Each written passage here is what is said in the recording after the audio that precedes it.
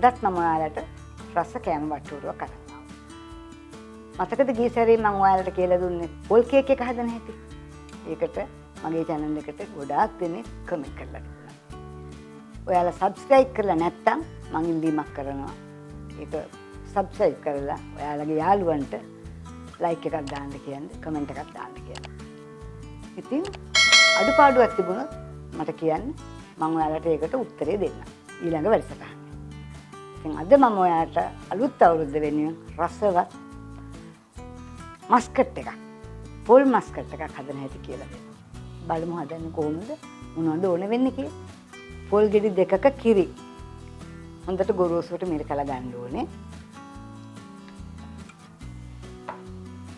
මේ තියෙන්නේ සීනි කිලෝ 1යි, පාන් පිටි ග්‍රෑම් 125යි, ලුණු තේ හැඳි භාගයක්, කජු ග්‍රෑම් 200ක්. මේ ටික එකතු කරලා තමයි අපි පොල් මස්කට් එක හදන්නේ.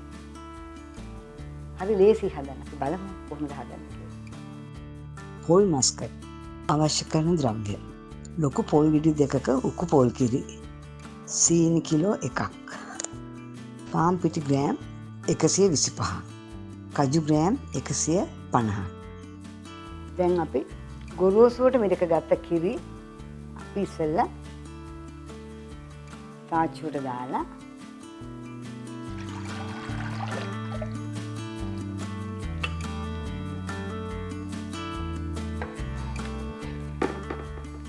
රත් කරගන්න ඕනේ. පිටි ටික මිශ්‍ර කරනකම් අපි තාච්චුවේ තියනවා. ඊළඟට සීනි කිලෝ එකක් ගත්තනේ මම. සීනි කිලෝ එකට පිටි ග්‍රෑම් 125 එකතු කරනවා.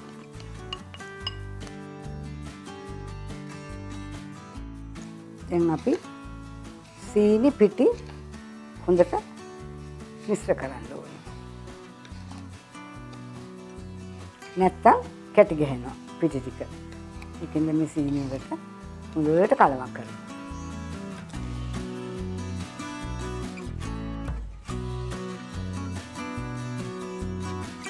කලවම් කරලා තමයි කිරි එකට එකතු කරන්නේ. හරි? ඔන්න දැන් හොඳට මිශ්‍ර වෙලා තියෙනවා. දැන් අපි මේක මේ පොල් කිරි එකට එකතු කරමු.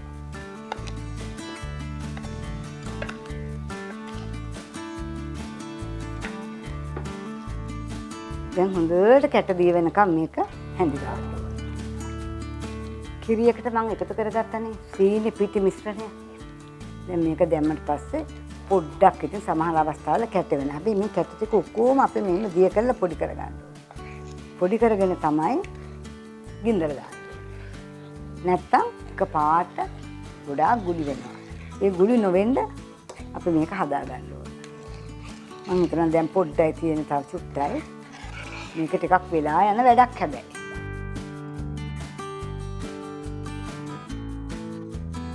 දැන් අපි ගින්දර දාමු. දැන් ගොඩක් හැදිලා තියෙනවා.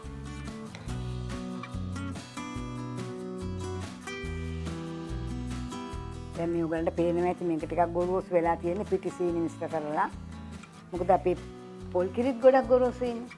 ඒක නිසා මම දැන් මේ හැඳි ගාන ගමන් මස්කට් එක ඔයගලන්ට කියන්නම් පොල් මිරික ගන්න හැටි මම කියන හැටි කියනවා කිව්වනේ. දැන් පොල් ගෙඩි දෙකෙන් එක පොල් ගෙඩියක් බ්ලෙන්ඩර් එකට දාන්න. දාලා පොල් ප්‍රමාණයට වතුර වක් කරන්න. ගොඩක් දාන්න එපා. පොල් වල ප්‍රමාණයට වතුර වක් කරන්න. වක් කරලා ඒක හොඳට බ්ලෙන්ඩ් කරලා ඒක මිරික ගන්න. ඒක මිරිකලා ඉතුරු පොල් ටික ආපහු බ්ලෙන්ඩර් එකට දාන්න. අර කිරි දෙවෙනි වටේ පළවෙනි වටේ මිරික ගත්ත කිරි ටික එකතු කරන්න බ්ලෙන්ඩර් එකට. එකතු කරලා මිරික. එතකොට පොල් ගෙඩි දෙකේම කිරි හරිම ගොරෝසුවට එනවා. ඒක තියලා දෙවෙනි සැරේ දෙකට බෙදලා පොල් ටික එකම කිරි වලින් හදාගන්න. හදලා ගත්තම හරිම රසට මස්කට් එක ගන්න. වතුර දියාරු වුණොත් කිරි ගොඩාක් වෙලා යනවා අපිට මස්කට් එක හදන්න. ඒක නිසා හරිම පරිස්සමෙන් ඒක කරගන්න. මේක බොහොම මේක නවත්තන්න එපා. දිගටම හැඳි ගන්න. නැත්නම් තඩි අල්ලනවා. ඊළඟට ඒ රොස් කෑලි ඔක්කොම උඩට එනවා. හරි ප්‍රමාණයට ලස්සනට වටේම හැඳි ගන්න ඕනේ ලස්සනට.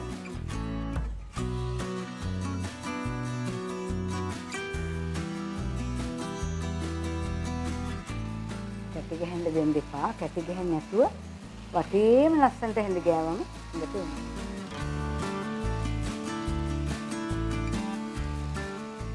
තව පොඩි දෙයක් මම කියලා දෙන්නම්. දොඩොල් මස්කට් ඕනම දෙයක් හදනකොට අපිට හොඳ ලස්සනට අපිට අවශ්‍ය පාටට ගන්න පුළුවන් තඹ තාච්චියක් තියෙනවා. තඹ තාච්චිය තමයි මස්කට් එක දොඩොල් එක ලස්සනට හැදෙන්නේ. මේ බලන්න දැන් ගොරෝසු වෙලා තියෙන්නේ. තව විනාඩි 40ක්වත් මේක හැඳි ගන්න ඕනේ හින්දා. මේ විදිහට අපි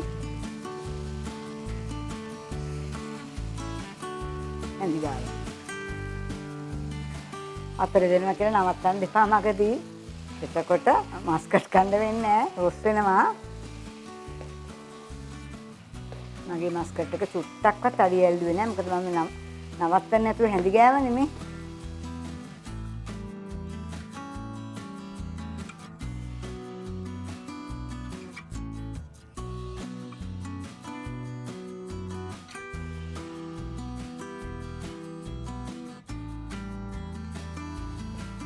බින්දුවක් එකතු කරනවා.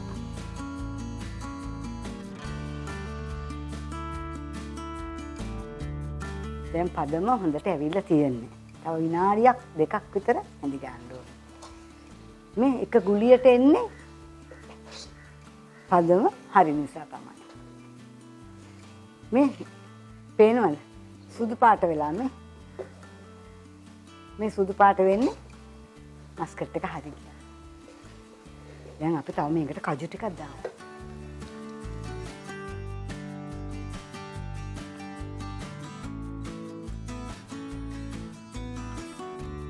සිංහල අලුත් අවුරුද්දට පොල් වලින් මස්කට් එක හදලා මට කමෙන්ට් එකක් දාන්න. ඒ ගමන්ම මාව සබ්ස්ක්‍රයිබ් කරන්න අමතක කරන්න එපා. ඔයාලගේ හැම යාළුවෙකුටම මේක ෂෙයා කරන්න. පොල් මස්කට්නේ. ඉතින් මං හරි ආසයි. ඔයගොල්ලෝ හැමදාම මාත් එක්ක ඉන්නවනේ. මේ බලන්න. දැන් ඔන්න අපේ පදම හරියාගෙන එන්නේ හොඳටම.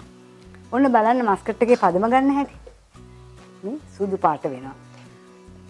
තාච්චිය පැත්තේ තියෙන එක සුදු පාට වෙනවා. ඒ කියන්නේ දැන් පදම හරි. මේ පේනවා නේද මේ? යට සුදු වෙන්නේ පදම හරි. ඔය තව විනාඩියක් හැදුවාම හරියටම හරි.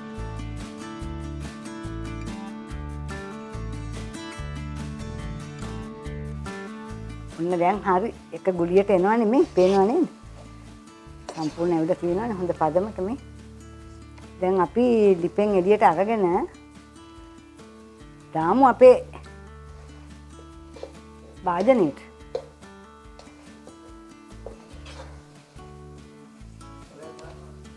කොළ දාන්නේ නෑ. කොළ දාන්නේ නෑ.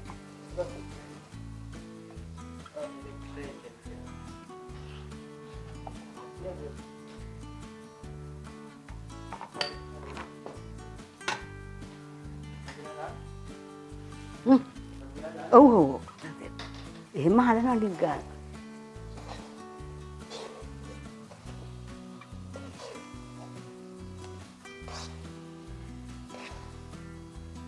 ඔයාලට පේනවද? මේ සුදු පාට වෙලා තියෙන්නේ. හොඳටම හැදිලා දැන්. ගුලියට එනවා එක ගුලියට මේ භාජනය ඇලෙන්නේ නැහැ. non stick එකේ විතර නෙමෙයි මොන භාජනය හැදුවත් තද මාවම ඇලෙන්නේ නැහැ.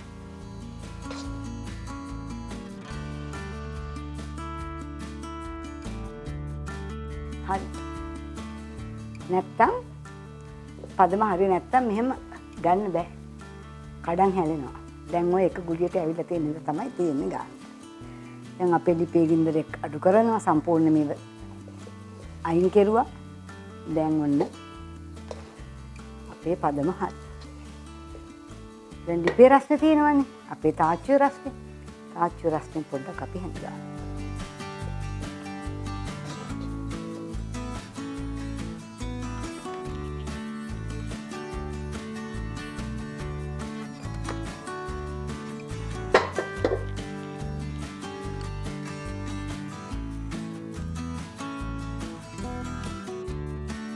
මේ හැන්දේ ගානට වටේටම තුනී කරන්න හොඳ ලස්සනට හැදිලා තියෙනවා.